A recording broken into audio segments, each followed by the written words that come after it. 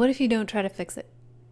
This might be a time where if you try to fix it, you make things worse. It's that time again. Every few months I get a comment saying, I feel like Mercury is always retrograde. And it kind of is, because Mercury retrograde happens for approximately 2 to 3 weeks, 3 times a year. And I have this like piece of hair sticking out of my braid that's very Mercury retrograde to me right now. Anyway, I like to think about, what is the purpose? Why is this a part of our reality? Asking why, if you ask, why does Mercury retrograde have to happen? It's like asking, like, why does it have to be night?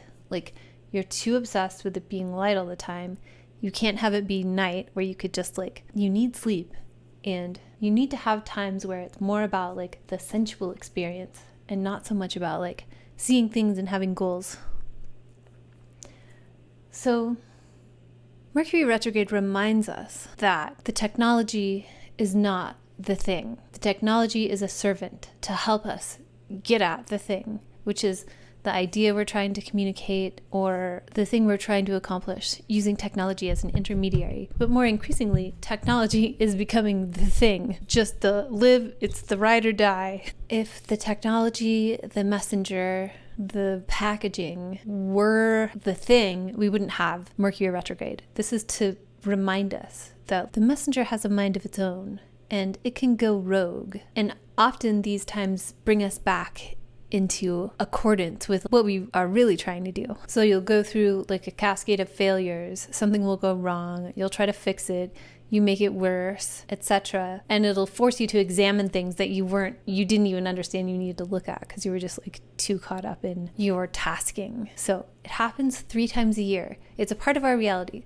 Whether you believe in it or not, it's still happening. And it reminds us that technology is an intermediary. It is not the thing in and of itself. Mercury retrogrades are a time that will distract you from the medium, the technology, and force you to look at parts of the non-tech that you didn't know you need to look at. So what part of your life is Leo and Virgo? Those signs. That, to know what part of your life is, you need to know your rising sign and then be able to find where Leo and Virgo are according to the house system. This particular Mercury retrograde has a measure of impulsivity to it that could be like a little grating. I would watch out for being impulsive. There's like a fine line between being spontaneous and not being too fixed in your ways and just forgetting about your trajectory entirely and just like doing something random. So aside from the schedule of this Mercury retrograde, usually makes 3 aspects with the same planet as it moves backwards and forwards throughout the zodiac, which is an illusion. So throughout this retrograde, Mercury makes 3 squares with Uranus. So that's Mercury in the last degrees of Leo or late Leo, squaring Uranus and Taurus. And it's normally a Mercury-Mars signature that is argumentative, but I can see this being argumentative. It's a square that's classically Mars's aspect, and Uranus has like a yang flavor. Uranus is a very like yang, outward, like a planet of force. And the Mercury-Uranus square also occurs on the fixed star Algol. So this happens basically in the same place as the Mars-Uranus conjunction.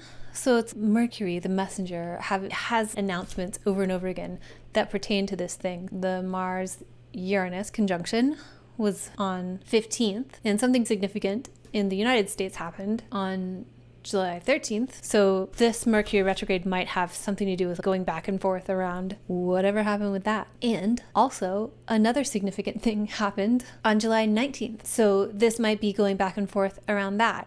And the thing that happened on July 19th was cybersecurity company CrowdStrike had an oopsie and all the computers of the world went down, like all the Windows computers, enterprise level. And I've been saying, I made a special report about it that you should watch. I think this might have something to do with the conversation around decentralized physical infrastructure networks and Web3 mass adoption. So Web3 is everything on blockchain, and whether or not you think it should be, it's gonna be, and you don't have a choice. So like your utilities, they're going to be on blockchain.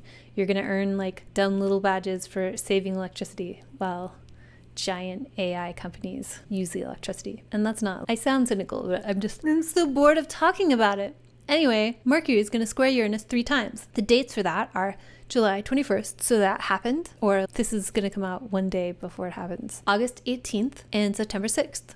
And there's another kind of double planetary signature. It's not 3 times, it only happens 2 times. It's Mercury sextiles Mars, and that happens on August 23rd and September 11th. And that's more of a figuring something out. So that'll be later. Tune into my weeklies to hear more about those. But there's just like a consistent like announcement or changing of minds or something, and it's unexpected and it's grating, it's uncomfortable maybe, or like a little harsh. And that happens July 21st, August 18th, and September 6th. That's what this Mercury retrograde is about. And that's Mercury in Leo. And this is Mercury squaring Uranus in late Leo. So that part of the zodiac has to do, it's like in one of the systems governed by Mars. So there is a Mars-Mercury argumentative signature. And it can also be like, it's this place in Leo about leadership. It could also be about defending others. So are you in this paradigm of calling people out? Or if you're defending someone, did they ask for that? Make sure that's a thing, because there could be some misunderstandings since this is a Mercury retrograde. It doesn't mean don't do it, but just look at where you're at with what are your priorities here? What are you trying to do? Are you going to involve yourself? Or if you find yourself suddenly involved in something. July 21st, August 18th, and September 6th, those are hot takes. People are going to come out of nowhere and say something rebellious and very strong and want to be recognized for it. It might be like wanting to get attention for something all of a sudden, and it's like unexpected announcements. This Mercury retrograde, roughly the broadest period is July 2nd when Mercury enters Leo, July 16th Mercury enters Shadow, and then period ends around September 11th when Mercury leaves Shadow in Virgo, or even more broadly September 26th when Mercury enters Libra. So it's 3 months. Unexpected announcements for the next 2 months. So it's like an unexpected upheaval of something that has been established, or like the end of Taurus is like your crops die all of a sudden because there's a beetle infestation or something you can't control changes material security. And it could be good or bad, but it has to do with unexpected announcement. Something else about Mercury-Uranus signatures is like anxiety. I was watching an Alex Hormozy video, and he said, and I like this, I think I can agree with it, anxiety means that like you have all these options and you don't know which thing to pick. Leo and Taurus aren't exactly signs of multiplicity, but you can, with Mercury-Uranus, like be inspired and pulled in like a broad direction that might take you off track with what you need to be dealing with. So since it's a Mercury retrograde, keep an eye on where the winds want to blow you, even though this is like fire and earth. It's not so much wind. It's like, you know, when you're camping and there's like a gas water bubble in one of the pieces of wood, and it like pops really loud and you think you're going to get hit in the face by like sparks. Something like that. That's the elemental essence of Mercury-Uranus. Anyway, so the main like frame of this Mercury retrograde, Mercury stations retrograde on August 4th at 4 degrees Virgo. Mercury's interior conjunction with the Sun, which marks the center of the retrograde period, is August 8th, and that occurs at 26:36 Leo, and then Mercury stations direct on August 28th at 21:25 Leo. So the technical Mercury retrograde is August 4th through August 28th. So it's basically all of August. Now we'll go through a little like map of a little timeline of what happens. So on July 2nd, Mercury moved into Leo. So it's not in shadow yet, but you're going to get a taste of what's coming. And then on July 16th, Mercury enters shadow. So when Mars conjoined Uranus on July 15th, Mercury was not in shadow yet. So you could say we're not going to come back to whatever that was. However, since Mercury is making this square with Uranus 3 times, we might come back to it in a different way, and it might have to do with talking about it. Then on July 21st, Mercury made its first square with Uranus, and all of these squares with Uranus happen on the fixed star Algol, which is nasty. So there's something kind of brutal about these Mercury-Uranus squares. So that happens July 21st. Then July 25th, Mercury moves into Virgo for the first time. And Mercury will only be in Virgo for a little while. So on August 7th, Mercury in Virgo, exalted, conjoins Venus, fallen, in Virgo. So that could be like cute. It's not like, one thing about August 7th is there could be something sweet about it, but you could be fixated on what's wrong with it and you won't be able to enjoy it. So that's something to keep in mind. And then on August 14th, Mercury moves back into Leo. So Mercury is only in Virgo from August 4th through August 4th. Then on August 18th, Mercury squares Uranus a second time. This is Mercury retrograde squaring Uranus at 2710. So it's not right on top of Algol this time, but it's still within a degree. It's still, I would count it as being under the influence. Then on August 18th, also on August 18th, is conjunction with the Sun. So we have, which is the Mercury Cazimi, an important part of the Mercury retrograde. An important part of your year if you are a Mercury ruled person or you're in a Mercury ruled year. That happens right around the degree that Mercury squared Uranus the first time. So there's an interesting going back and forth over something in terms of announcements. With Mars conjunct Uranus, July 15th, Mercury square Uranus, July 21st, Mercury square Uranus, August 18th, and then Mercury conjoins the Sun, August 18th. So that's the middle of the retrograde. It's halfway over. From August 4th through August 18th, that's the most retrograde-y time of the Mercury retrograde, technically. The most, I say it every time, but the most like glitchy time for me during Mercury retrogrades is actually the period from like when Mercury enters shadow until Mercury stations retrograde. It's almost like if you're a woman and you have what men in the 1950s called premenstrual syndrome, that's not a syndrome, that's your follicular phase. It's when you're hyper-focused, so you can get hyper-focused on stuff that is bad and then spiral. But the period for me, that's funny I use that word, before Mercury station, but after Mercury enters shadow, that's usually more glitchy for me. Anyway, depends on your relationship with Mercury. And then after that, it's almost relief, which is my analogy with a woman's body and being in the follicular phase versus being in the menstrual phase. TMI. Anyway, August 4th, August 18th, you're headed into the woods. Details, just pay attention to detail or don't. Just let things go. Don't try to fix it, maybe, until after August 18th. That's when you'll start being able to access a sense of resolution that is helpful, that's not delusional. Then there's a lot of stuff that happens between August 18th and when Mercury stations direct, and it doesn't really involve Mercury. Some of the highlights are the Sun squares Uranus. The Sun in Leo squares Uranus at the same exact degree that Mercury squared Uranus the second time.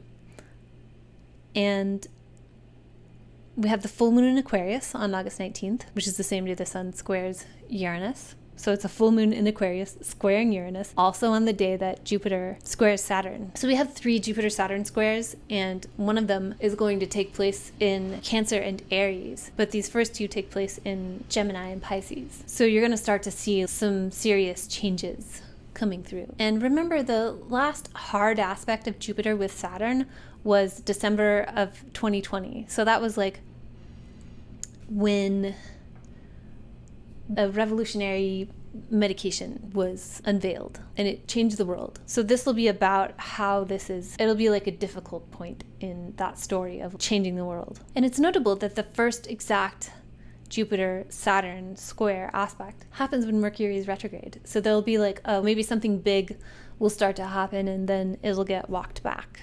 We'll have to reassess what was happening back in 2020 and 2021. But the subject matter is different. The scenery is different. It's not the same exact story. It's like something else, trying to do the same thing with something else, with a different narrative. Same characters, different story, different plot, but all a part of the same 3-book series. Anyways, after Mercury's conjunction with the Sun, all that happens. And then Mercury makes its first sextile to Mars, which I like. I like for the retrograde is ending, and then we have this access to energy and brain power. It's access to compute is what I think about this Mercury-Mars signature. And then Mercury is going to come back to Mars later, and then we'll really be able to move forward. And then on August 28th, Mercury stations direct. So that's it. But then there's the shadow period where we're going to go back over things that I forgot what I was talking about. There's like a loud sound, and I'm completely thrown off track. So that seems appropriate. Anyway, so after Mercury stations direct, Mercury will square Uranus a third and final time on September 6th. Then on September 8th, Mercury will move back into Virgo.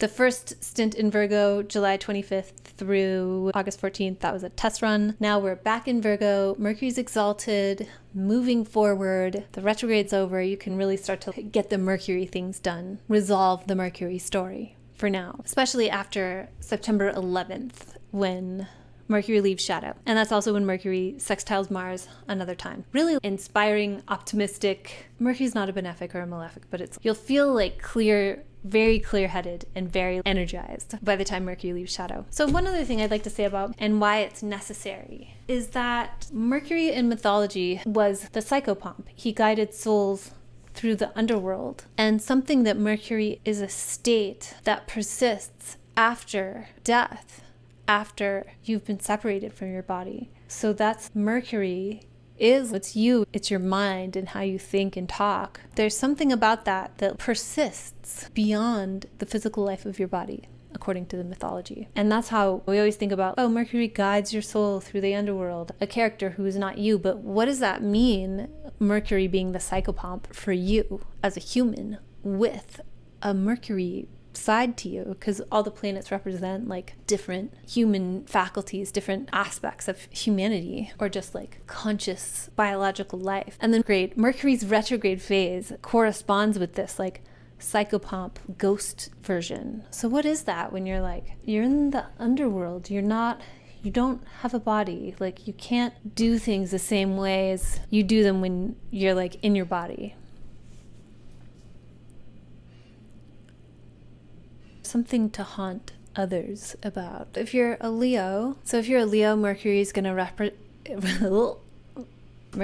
retrograde through your second house of income, money, stuff like your belongings and food, and your first house of yourself. And it's also your body. So there's something going on here with your body, or like the way you present yourself could just have to do with a change in your appearance. And then the Virgo components of the Mercury retrograde are going to be, which if you go back to the dates when Mercury's in Virgo, are going to have to do with like money and the food you eat. Like, you could change. Second house is always equated with money, but it could also be just like what you're eating, like your diet. And then another layer of this is Mercury for you all the time represents your second house of money and stuff. So whatever Mercury's doing at any time has to do with that. And your 11th house of like community and colleagues and audience. So something about like money, food, belongings, not necessarily like a house, but like the stuff inside your house, and like how you connect with like broader groups of friends or associates is going to have to do with like you and your money. And then it also has to do with wherever Mercury is in your chart. So that's going to be a huge part of this. And I don't know, that's different for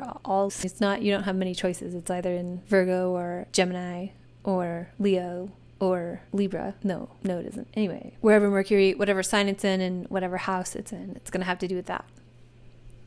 Virgo, Mercury will retrograde through your first house and your 12th house. So August 4th through the 14th and September 8th through the 11th or 26th. That'll be the Virgo part of this retrograde. That'll have to do specifically with you, how and what you have to say, because that you're a Mercury ruled person, and how you use your skill. And then the Leo parts of this transit, which are July 16th through August 4th and August 14th through September 8th, will have to do with what's going on behind your back, hidden matters, downtime. It's the 12th house, so it's also like confinement, and that's Leo for you. So there's a part of you that like identifies with this like place that also speaks to disillusionment, and it's how you undermine yourself, and it's how others undermine you. It's known as the place of secret enemies. So that's not always personal. That's just sometimes what they're trying to do gets in the way of what you're trying to do, and they could intentionally undermine you or betray you, or that could happen unintentionally just because what they're up to goes against the grain of what you're up to. And then always, all the time, Mercury rules your first house. That's you. Mercury always represents you to some extent. And your 10th house of profession, what you give to the world. Profession doesn't always have to be like a job. You could be a mom, and you probably have some major 4th or 7th house and 5th house stuff, but your profession is what you do in the world, and the way that we know that now is like in this culture is like a career. And then it also has to do, this whole Mercury retrograde, Mercury for you represents wherever Mercury is in your chart. I don't know where it is in your chart specifically.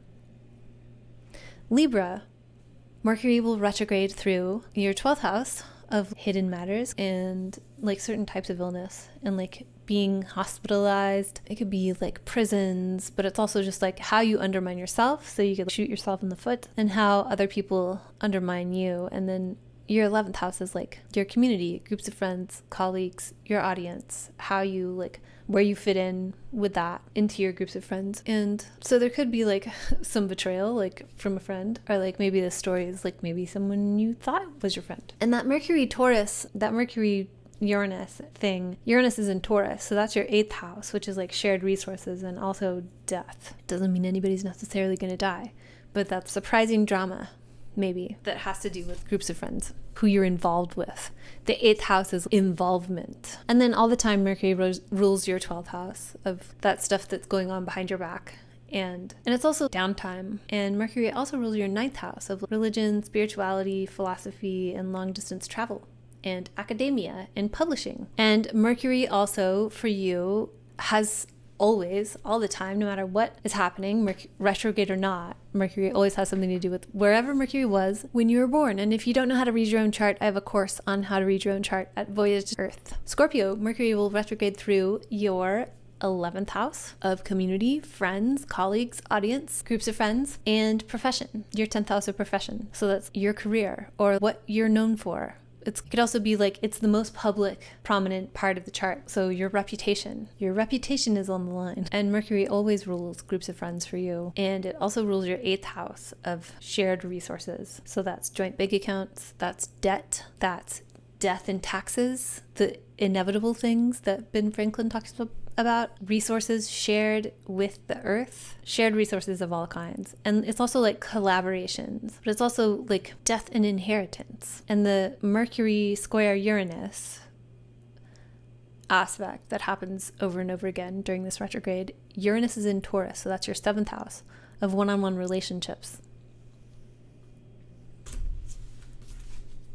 This will happen in your 10th house of career, profession, what you give to the world, what you're known for. And it's like the type of work that grants status. And your 9th house of like your beliefs, religion, spirituality, teaching, academia, publishing, and long distance travel. Those, you see how those are all like broad idea areas of life. So Mercury will retrograde through those two places. And for you, Mercury always has something to do with your profession and significant others. So if you're married, that's your spouse.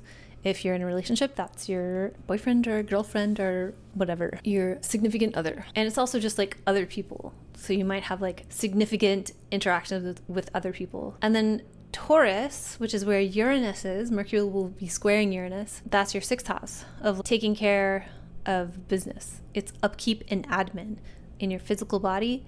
And just keep up and you'll be kept up in the 6th house. It's also pets and employment and employees and illness, the type of illness that is the result of not keeping up with something. So like tooth stuff is an example. The 6th house is like your immune system. So that's where like the surprise stuff is happening. And Mercury also has something to do with wherever Mercury was when you were born. And if you don't know where Mercury was when you were born, I have a course it's a free course on how to read your own chart. And it's at voyage.earth. Capricorn, Mercury will be retrograding through your 9th house of religion, spirituality, philosophy, academia, teaching, publishing, and long distance travel, and your 8th house of shared resources, debt, death, taxes, investments. It's other people's stuff, other people's money, OPP, drama, involvement, because drama comes from being involved, so entangled. And then all the time, Mercury does rule your 9th house of religion,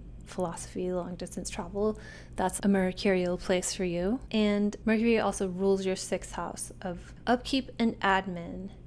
It's like paying the bills, washing the dishes, tasking. It's also like your immune system, the immune system of the systems of your life, like metaphorically and literally your immune system. You take care of yourself so you keep your immune system healthy so you don't fall ill, because in that way the 6th house is illness.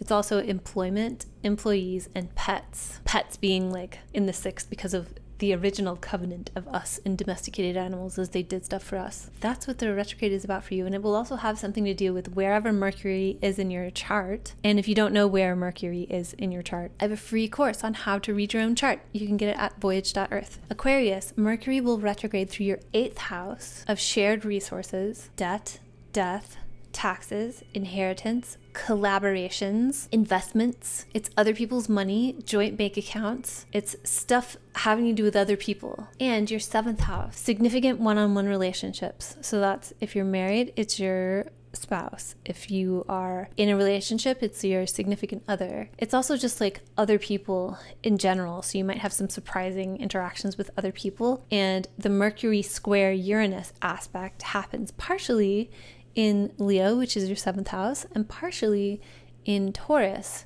which is your 4th house. So there might be like some surprising thing with someone else that happens at home, or a surprising move, or just something about your family life, or your parents, your ancestry has been moving through your 4th house for quite a few years now. So you might have an idea of what that means. And then all the time, Mercury rules your 8th house of shared resources. So that's that debt, death, taxes, inheritance, shared bank accounts. And then your 5th house of having fun, romance, sexual encounters, pregnancy, children. It's that whole stack of use of your energy as acts of creation. And then Mercury for you all the time also has something to do with wherever Mercury is in your chart. And if you don't know how to read your own chart, I have a free course on how to read your own chart at voyage.earth. Pisces, Mercury will be retrograding through your 7th house of one-on-one relationships and your 6th house of upkeep,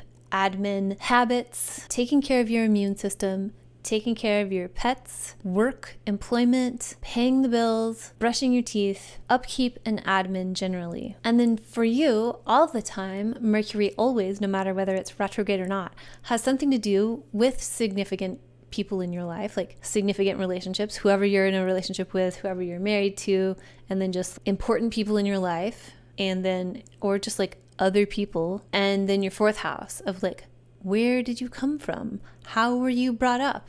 Your family, your ancestry, your actual physical living situation. And the Mercury square Uranus aspect happens partially in your 3rd house of communication.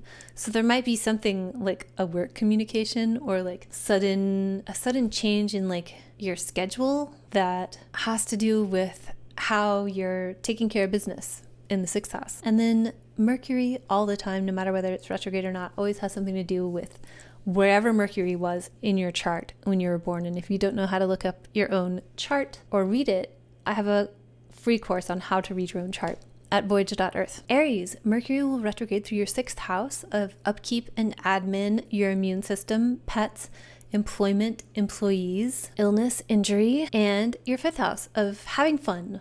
It's sexual encounters, romantic stuff, party time, art making. It's also baby making and babies and children in general, your own or just in general. So you can see how all of that is like different forms of creativity. And all the time, whether Mercury is retrograde or not, Mercury does rule your 6th house of upkeep and admin, like taking care of things, going to work, paying the bills. And Mercury also rules your 3rd house, which is like your schedule, your neighborhood, your siblings, aunts and uncles, and communication in general. And Mercury also has something to do with wherever Mercury was in your chart when you were born. And if you don't know how to read your own chart, I have a free course on how to read your own chart. And you should go get it because it's probably going to go away soon. I know I keep saying that, but I mean it. Taurus, Mercury rules your 5th house of creativity, art, party time, having fun, sexual encounters, making babies in general, children in general, your own, or just in general. It's just like creative, having a good time place. And your home life, your private life. Sorry, did I say Mercury rules? I hope I didn't, but maybe I did. Mercury is going to retrograde through your 5th house of creativity and party time, and your 4th house of home, where you live, how you live, your physical living situation, your family, your stuff from like how you were brought up, your ancestors, etc. And then Mercury always, no matter whether Mercury is retrograde or not, Mercury rules your 5th house of creativity and party time and pregnancy and children in general, but it's also having fun, making art, romance. And Mercury also rules your 2nd house of money, income that you earn for yourself, your stuff, like your things, and food. What are you eating? Your diet might have some changes. And Mercury also rules for you wherever Mercury was in your chart when you were born. And if you don't know how to read your own chart, I have a free course on how to do that at voyage.earth. Gemini, Mercury will retrograde through your 4th house of your physical living situation, your family, your parents, how you were brought up, where you actually live now, your private life, your home life. And Mercury will retrograde through your 3rd house of your schedule, your neighborhood, your siblings, short distance travel, and communication. And Mercury rules your 4th house of like where you come from on a daily basis or just in general, like where you live, your home life, your private life. And Mercury always has something to do with you. You're a Mercury ruled person, yourself, your body, how you carry yourself in the world, like your branding and like your physical appearance, which has something to do with health sometimes. And Mercury also, whether it's retrograde or not, always has something to do with wherever Mercury was in your chart. And if you don't know how to find that out, I have a free course on how to read your own chart. It's at voyage.earth. Cancer, Mercury will retrograde through your 3rd house of schedule, your surroundings, your neighborhood, your neighbors, your siblings, aunts and uncles, and like communication in general. So this might have something to do with what you say. And Mercury also rules your 2nd house of your money, your stuff, and food. Something might be up with your diet. And Mercury rules your 3rd house of schedule. So that's like the havoc Mercury is reaching. It's like